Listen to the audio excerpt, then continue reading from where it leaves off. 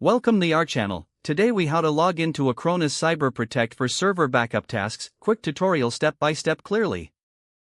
To begin, open your preferred web browser. In the address bar, type the Acronis Cyber Protect URL. Press enter to navigate to the login page. Once the page loads, locate the username and password fields. Enter your registered email address in the username field. Next, input your password in the password field. Double-check your credentials for accuracy.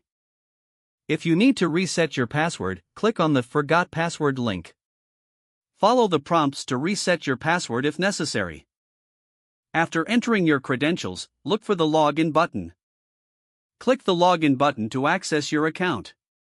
Upon successful login, you will land on the Acronis Cyber Protect dashboard. Familiarize yourself with the layout of the dashboard.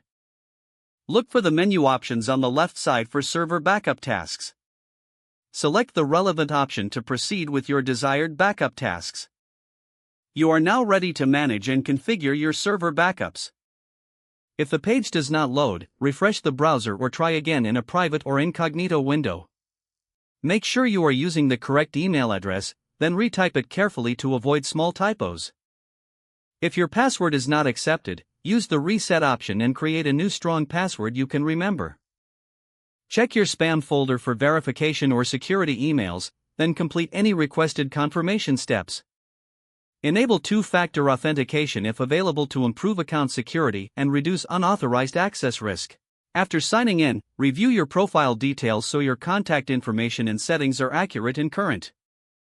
If you see an error message, note it down and try again after restarting your device and internet connection. Log out when you finish, especially on shared devices, to keep your account and payment information secure.